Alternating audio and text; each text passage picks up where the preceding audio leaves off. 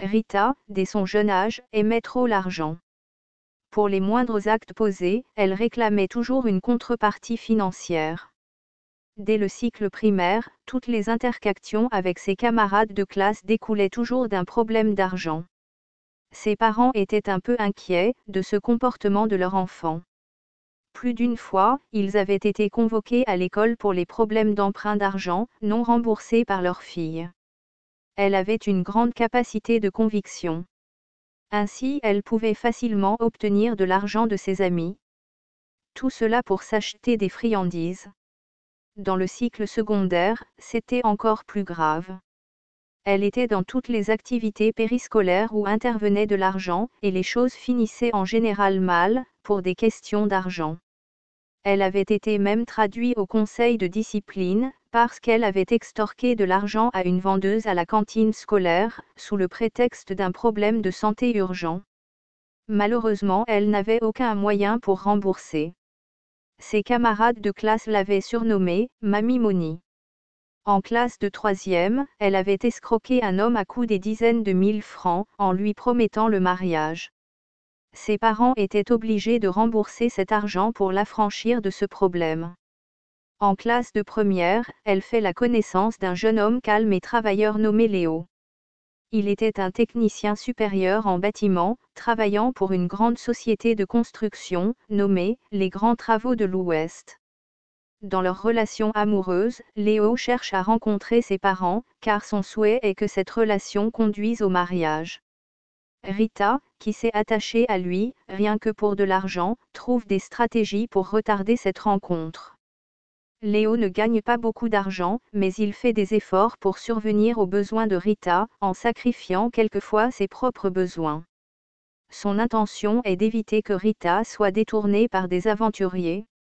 Rita croit donc qu'il a beaucoup d'argent. Elle se sent en sécurité sur le plan financier. Elle invente souvent des faux alibis pour soutirer de l'argent supplémentaire à Léo.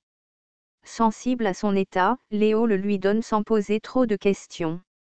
L'essentiel pour lui est que Rita soit à l'abri du besoin. Avec le temps, les choses ont assez évolué, Léo a rencontré ses parents, et a même commencé avec les formalités liées à la dot. Rita lui a proposé de la laisser passer d'abord son baccalauréat, avant que le mariage ait lieu. Léo ne trouve aucun inconvénient à cela. Pour un jeune homme de son état, rien n'urge sur ce plan. Rita est fière de l'encadrement que lui apporte Léo. Au moment où elle compose son baccalauréat, la société de Léo vient de gagner un grand marché dans le nord du pays, Léo doit y séjourner pendant 6 mois. Pendant ce séjour, il continue à survenir aux besoins de Rita. Cette dernière trouve toujours des moyens pour lui soutirer plus d'argent. L'argent pour elle, c'est tout autre chose. Les résultats du baccalauréat sont disponibles, Rita a réussi. Elle l'annonce à Léo en demandant un cadeau de lui. Léo réagit favorablement à sa demande. Rita doit s'inscrire à l'université. Elle commence à voir loin. Il lui faut un homme qui a plus de moyens. Elle estime que Léo ne sera plus capable de l'entretenir. Dans sa tête, elle n'a jamais pensé sérieusement à un mariage avec Léo. Ce dernier était pour elle une source d'argent et rien de plus. Maintenant que Léo est loin, il sera facile pour elle de se débarrasser de lui. En tant qu'une étudiante, elle doit changer son genre de vie. Il faut louer une chambre, changer sa coiffure et même son huile, pourquoi pas? La cité capitale où est située l'université est une grande ville, avec un niveau de vie assez élevé. Pour cela, il faut mener une vie, pas une vie approximative, ainsi il lui faut assez d'argent. Bref, selon elle, Léo n'est plus capable de survenir à ses nouveaux besoins. Rita doit chercher un nouveau sponsor, un homme riche, vraiment riche. Pour cela, elle doit commencer à fréquenter les grands milieux. À l'université, on lui a octroyé une chambre à la cité universitaire. Le problème de loyer est déjà résolu. Avec de l'argent qui venait souvent de Léo, elle a fait assez d'économies, pour ne pas dépendre de ses parents. Elle se dit, je remercie Léo pour tout le soutien qu'il m'a apporté depuis la première, mais je suis désolée, je ne suis plus de sa classe sociale. Il trouvera sûrement une jeune fille de la même classe sociale que lui. Je lui souhaite bonne chance. Rita met le numéro de Léo, ainsi que ceux de ses parents dans la liste noire de son téléphone, elle n'est plus joignable. Léo a déjà trop dépensé pour elle, et ses parents ont déjà pris des engagements vis-à-vis de Léo. Ça c'est un problème, pas le moindre. Rita compte y trouver une solution. Pour le moment il lui faut trouver un bon financier, pour cela elle doit côtoyer les grands milieux de la ville. Un jour, elle se retrouve dans un restaurant de haute classe, elle s'assoit et passe sa commande. Un jeune garçon d'une trentaine d'années, grand de taille et élégant, entre puis la rejoint sur sa table. « Bonjour mademoiselle, dit-il. »« Bonjour monsieur. Je suis Lali, est-ce que je peux m'asseoir ici ?» Rita répond, « Sans problème, monsieur prenez place. »« Comment on vous appelle ?» Rita dit-elle. « Enchantée Rita. Je suis de passage dans ce quartier, et sans aucune raison apparente, ce restaurant m'a attirée. »« C'est comme ça, dit Rita, cela m'arrive aussi souvent. Mais quant à ce restaurant, j'ai l'habitude d'y manger. » Pourtant c'est pour la première fois qu'elle y entre. Elle veut juste impressionner Lali. Il dit, « Cela veut dire que c'est bien par ici peut-être. » Oui dit Rita, ils ne sont pas mal. Lali lui dit, « Avez-vous déjà passé la commande ?» Oui répond Rita, Lali lui dit, « Demandez que l'on double la commande. » Je sais que c'est une bonne commande, les femmes sont souvent rigoureuses pour les menus. Rita sourit et dit, « Oui, en effet, c'est tout à fait naturel, en tant que ménagères pas nature, elles peuvent mieux apprécier les repas. » Lali lui donne raison, fait signe à un garçon de café qui les rejoint. Il lui passe la commande d'une bouteille de vin. À voir seulement la qualité de l'emballage, Rita comprend que ça doit être un vin de qualité. Elle commence à comprendre qu'elle n'a pas affaire à n'importe qui. Déjà, le genre de bijoux que Lali porte donne une idée de son niveau de vie. Rita se dit intérieurement, voici le genre d'homme qu'il me faut. Je ne dois pas le lâcher. Rita exige que c'est elle qui va payer la note du repas. Lali dit, bon il n'y a pas de problème, je prends en charge le vin. Les deux compagnons mangent avec beaucoup d'appétit, et savourent avec la manière, le bon vin. Pendant ce temps, ils parlent de tout et de rien. Ils sont déjà si familiers que d'aucuns croient qu'ils sont venus ensemble. Chacun cherche à attirer la sympathie de l'autre. Bref, ils apprécient mutuellement la compagnie. Rita paye la note, et dit à Lali qu'elle veut déjà rentrer. Lali se propose de l'accompagner. Elle est d'accord.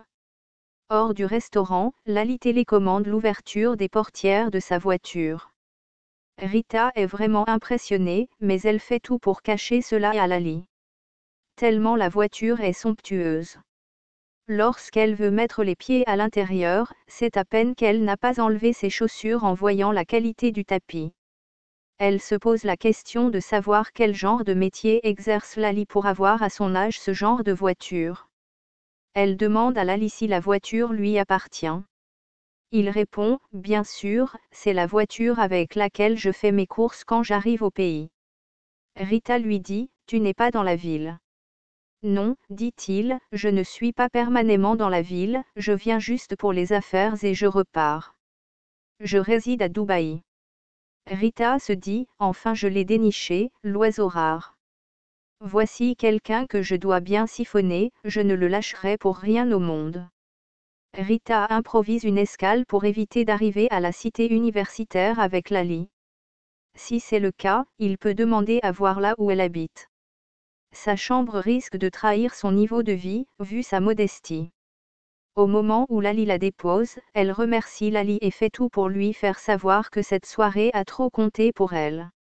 Elle espère ainsi la mener à chercher une fois de plus à la rencontrer. Lali ne l'a pas fait. Il a juste pris vaguement son numéro, sans lui donner le sien. Rita n'a pas le courage de le lui demander, car elle ne veut pas faire savoir à Lali son désir de le revoir. Ils se disent au revoir et se séparent. Rita le laisse s'éloigner avant de stopper le taxi pour la cité universitaire.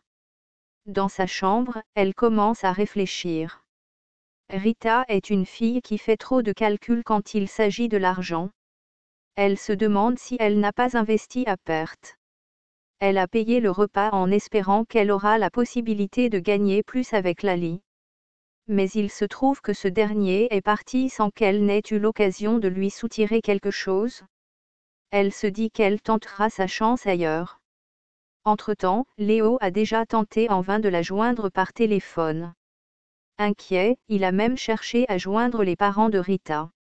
Ces derniers lui disent qu'ils sont aussi sans nouvelles de Rita depuis qu'elle avait quitté la province pour aller s'inscrire à l'université. Lali, lors de leur rencontre, avait trouvé Rita assez belle, intelligente et cultivée. Il avait vraiment apprécié sa compagnie. Le téléphone de Rita sonne. C'est un numéro inconnu. Elle ne décroche pas, de peur que c'est peut-être Léo qui tente de la rejoindre par un autre numéro que ce qu'elle connaît. Rita se demande par où il faut encore aller attaquer. Il lui faut un homme riche, ça rien à faire. Faut-il aller dans le même restaurant? Par chance elle pourra rencontrer Lali, car ce dernier avait bien apprécié le milieu. Mais s'il y revient avec une autre fille, il pourra ne plus s'intéresser à elle. Si c'est elle qui paye sa commande, elle aura dépensé pour rien dans ce restaurant qui est, il faut le dire, très cher pour elle. Le téléphone sonne encore. C'est le même numéro. Après beaucoup d'hésitation, elle décroche. C'est Lali qui appelle. Elle sent un grand soulagement. Ouf, dit-elle, enfin, il y a eu plus de peur que de mal. Lali prend de ses nouvelles, et lui propose une sortie pour dîner dans leur fameux restaurant le soir. Rita le remercie pour l'appel, et lui dit qu'elle est prise par ses devoirs, et que le lendemain soir l'arrangerait. Lali est d'accord. En réalité Rita est prête même pour le soir. L'école ne lui dit rien. Elle reporte le rendez-vous juste pour faire croire à Lali qu'elle tient à ses études. Rita attend ce rendez-vous avec impatience. Il est très décisif pour elle. Elle veut que ses relations avec Lali deviennent vraiment sérieuses, cela doit lui rapporter de l'argent. L'argent pour elle, c'est tout autre chose. Pendant le repas, Lali lui dit qu'il a fini le travail avec ses partenaires d'affaires et qu'il compte rentrer en fin de semaine à Dubaï. Il demande à Rita comment vont les études. Elle répond, assez bien, sauf que le problème de documentation se pose à elle pour le moment. Lali ne fait aucun commentaire à propos. Rita veut déjà soutirer quelque chose. Il continue sereinement la soirée. À la fin du repas, Lali la dépose à l'entrée de la cité, en lui promettant de lui faire un dépôt avant son départ pour contribuer à la documentation. Elle le remercie d'avance. Couchée sur son lit, Rita estime ce que Lali peut lui envoyer. Elle dit, 25 000 francs, non 50 000 francs, tel que je le vois. Elle est fière. Le lendemain Rita reçoit au téléphone un message qui lui annonce un dépôt venant de Lali. Elle lit 20 000 francs à première vue. Ses pronostics n'ont pas donné. Elle est un peu déçue. Mais elle se dit, je simplifie que j'ai même fait quoi pour mériter cela. Elle regarde la suite du message qui dit, votre nouveau solde est de 230 000 francs. Or elle avait 30 000 francs dans son compte. Elle regarde encore le début du message et constate qu'il s'agissait de 200 000 francs. Elle se lève et danse en disant, j'ai gagné, j'ai gagné. J'avais raison de quitter Léo. Il devait seulement me perdre le temps avec ses histoires de mariage. Elle appelle Lali pour le remercier. Lali lui rappelle qu'il s'envole vendredi comme il lui avait dit. Les deux amis s'appellent presque chaque jour. De temps en temps, Lali lui envoie un peu d'argent pour ses besoins. Rita commence à faire des grandes coiffures. Ses amis sentent que quelque chose a changé en elle. Sa peau commence aussi à s'éclaircir. Elle a refait sa tôlerie comme on le dit souvent. Elle crée sagement de petites situations pour soutirer assez d'argent à Lali, cette fille n'est jamais rassasiée d'argent. De l'argent, et toujours de l'argent. On dirait un argent file. 2 mois après, Lali annonce à Rita qu'il arrive au pays dans 5 jours. Ce jour-là Rita l'attend à l'aéroport. Ils prennent un taxi qui les dépose à l'hôtel. Lali tend un sac à Rita en disant « Prends, c'est pour toi ». En regardant le contenu du sac, elle a failli s'évanouir. Des bijoux de valeur. Elle se dit intérieurement « Ce garçon est une providence pour moi ». Qui m'avait même dit d'aller dans ce restaurant ce jour-là. La vie s'y nous réserve beaucoup de surprises. C'est ce qu'on appelle le destin. Elle remercie Lali pour ce prestigieux cadeau. Ils se séparent et Rita rentre à la cité. Le lendemain, il invite Rita au restaurant. Elle accepte l'offre sans aucune suggestion. Leur relation d'amitié a évolué en relation d'amour. Rita ne parvient plus à se passer de Lali et vice-versa. Au restaurant, Lali parle de ses projets à Rita. Je compte m'installer au pays dans peu de temps, et de temps en temps j'irai à Dubaï pour mes affaires. Quelles affaires fait-il en réalité? Cela n'intéresse pas Rita. Elle sait seulement que Lali a des moyens, et cela lui suffit. Il dit à Rita que son chantier est presque à terme. Il compte occuper un appartement, et laisser l'autre en location. Pour cela il lui faut se marier, pour commencer à équiper cet appartement. Ah, bon dit Rita, un peu étonnée. Tu es donc déjà fiancée? Non pas encore, dit-il, mais il est déjà temps d'y penser. Rita se ressaisit un peu. Elle voyait déjà le robinet d'argent peut-être se fermer. Lali dit, à propos j'ai même pensé que, compte tenu du temps que nous avons passé ensemble, j'aurais souhaité que nous pensions à former un foyer, pourquoi pas? Rita est vraiment surprise, elle n'a jamais pensé à cette éventualité. Elle ne cache pas sa surprise. Elle dit à Lali, que cette demande l'a vraiment surprise, qu'il lui laisse le temps de réfléchir à cela. Lali lui dit, tu as tout le temps. Ne prends pas de manière hâtive une décision pour le regretter plus tard. Après leur séparation, Rita ne cesse de penser à ce que Lali lui a dit. Même si elle n'a jamais envisagé se marier avec lui, une chose est sûre, elle est amoureuse déjà de lui. Le plus difficile est qu'en refusant le mariage il risque de partir avec son argent. Rita ne veut plus changer de niveau de vie. L'entretien de sa peau et de ses cheveux coûte assez cher. Elle doit se débarrasser définitivement de Léo. Elle prend son courage à deux mains et décide d'appeler Léo. Elle compose le numéro de Léo. Allô Léo, c'est moi Rita. Comment ça va? Bien dit calmement Léo. Mais qu'est-ce qui se passe dit Léo. Pourquoi est-ce que ton numéro ne passe plus? C'est depuis 3 mois que je ne parviens plus à te joindre. Tes parents même disent ne plus avoir de tes nouvelles. C'est vrai, dit Rita, j'ai décidé de m'isoler un peu pour réfléchir sur mon avenir. Sincèrement, je ne crois pas que nous pouvons continuer notre relation. Comment ça, dit Léo. Tu parles de continuer, alors que l'on veut plutôt finaliser les choses. Rita dit, tu m'as soutenue depuis la classe de première, et je t'en suis reconnaissante. Mais à vrai dire, tu ne peux plus avoir assez de moyens pour survenir à mes besoins. Tu sais que maintenant, je suis à l'université, je suis devenue une grande fille, ma coiffure et l'entretien de ma peau coûtent assez cher, patati et patata. Je ne voudrais pas te voir épuiser tes petites ressources pour cela. Léo dit, seulement comme cela, attends un peu, je ne te comprends pas bien. Tu estimes que tu n'es plus mon niveau? Non, ce n'est pas ce que je veux dire, dit Rita, je veux que nous soyons seulement réalistes.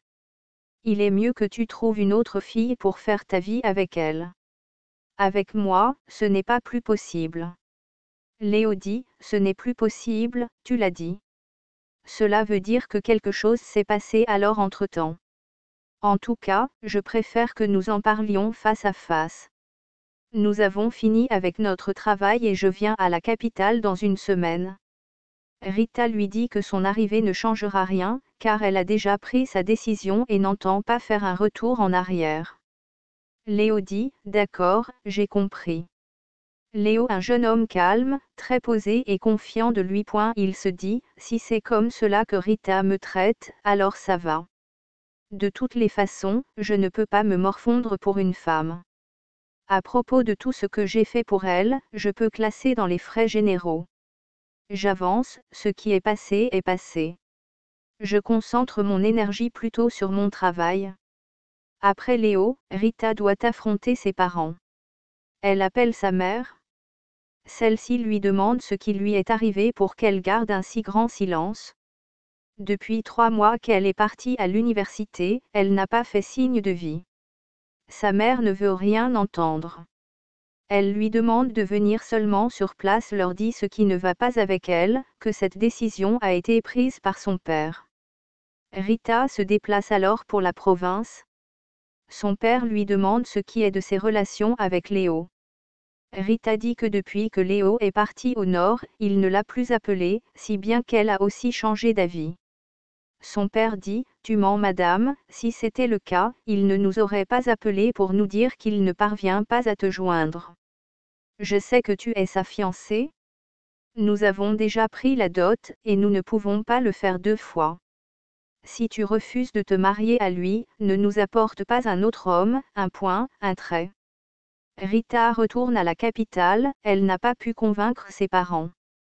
2 semaines se sont écoulées. Léo arrive à la capitale. Il vit pour le moment chez son cousin en attendant trouver une maison à louer. Il souhaite rencontrer Rita pour se rassurer que c'est vraiment elle qui lui parlait au téléphone. Mais comment la retrouver dans une grande ville comme la cité capitale? Il ne sait même pas qu'elle est à la cité universitaire. Même s'il savait, la cité est assez vaste. Il faut connaître le bâtiment et le numéro de la chambre. Léo ne connaît pas le milieu universitaire. Après son baccalauréat, il était parti à l'école des travaux publics, où il a eu son diplôme de technicien supérieur de génie civil. Pour le moment, son patron, un expatrié, est en fin de séjour.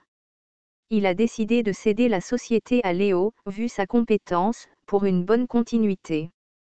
Léo est l'un des rares Africains de cette société. Ne pouvant pas racheter seul, il s'est associé à quelques personnes. Mais il est l'actionnaire majoritaire, et donc sera le responsable de la Société des grands travaux de l'Ouest. Ils sont dans les formalités administratives pour le transfert de l'entreprise. Un jour, en passant en ville, Léo voit Rita sortir d'un supermarché. C'est à peine que Léo l'a reconnue.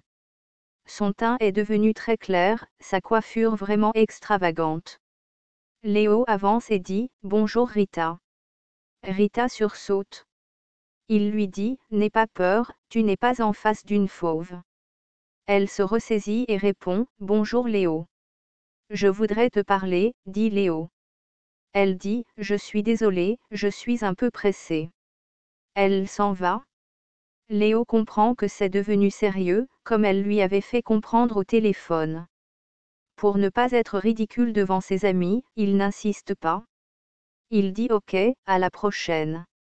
Léo préfère concentrer son attention sur l'acquisition de la société. C'est une opportunité à ne pas rater. Rita n'a pas vraiment la tête à l'école. Elle sait qu'avec Lali, elle ne peut rien manquer. Léo n'est pas vraiment une véritable menace. Même s'il a trop dépensé pour elle, il n'a aucun reçu, ni contrat de mariage. Donc sur le plan juridique, il ne peut rien lui faire. Elle n'entend pas gâcher sa vie à suivre Léo. Le niveau de Léo n'est plus bon pour elle.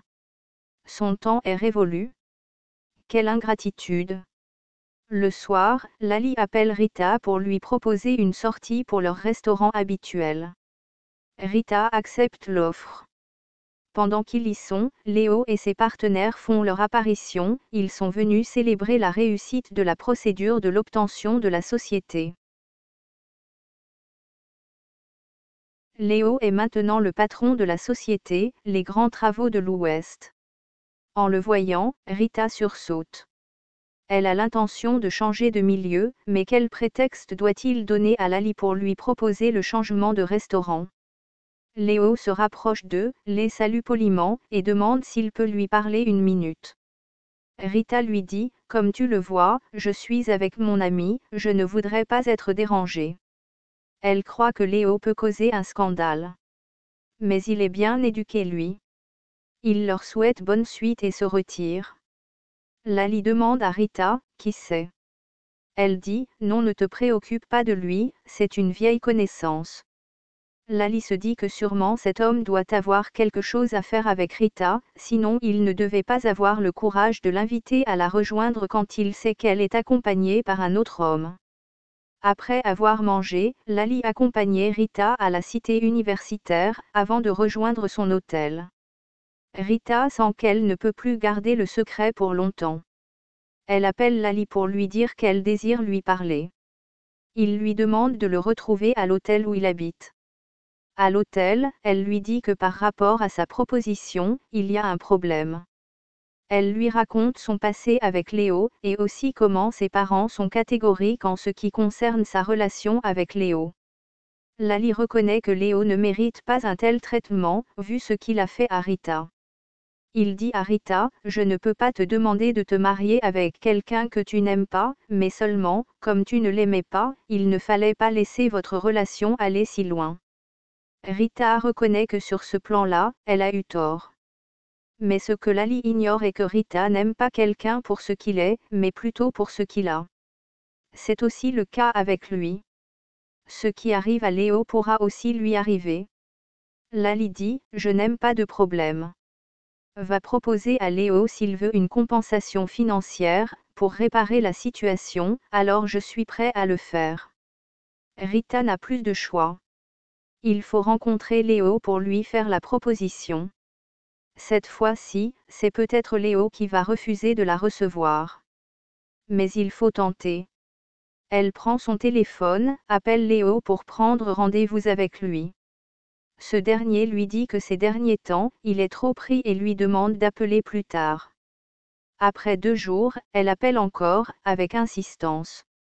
Malgré son comportement lors de leur précédente rencontre, Léo accepte de la rencontrer.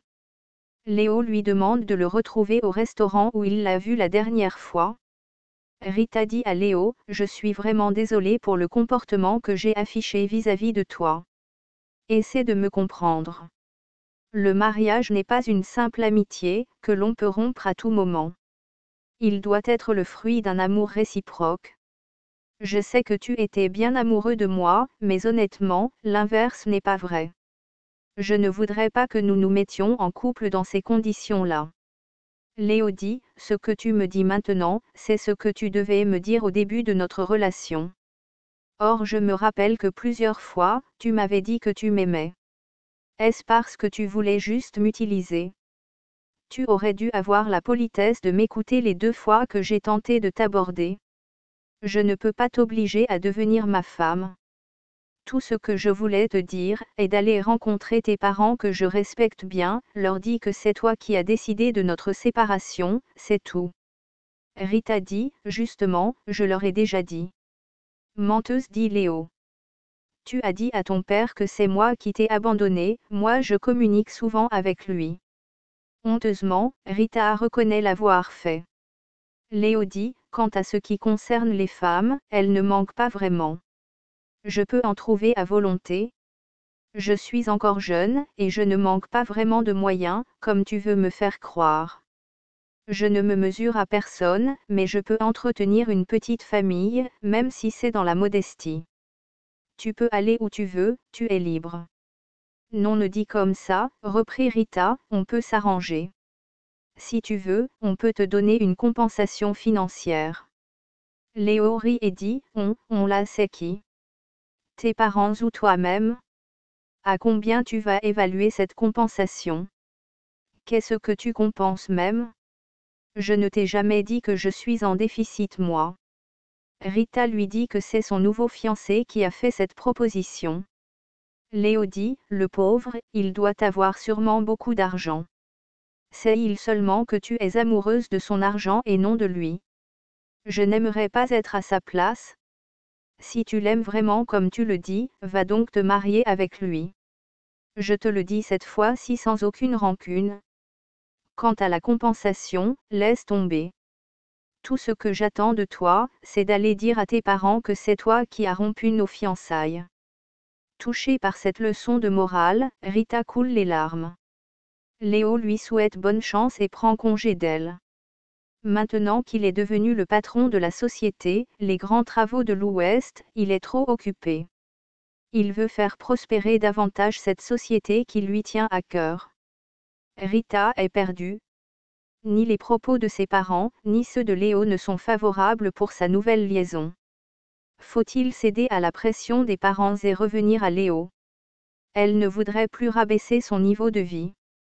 Aussi elle n'est pas sûre que Léo l'acceptera encore, car il sait déjà quel genre de fille elle est. Elle doit prendre une décision importante, laquelle? À suivre dans la deuxième partie de l'histoire.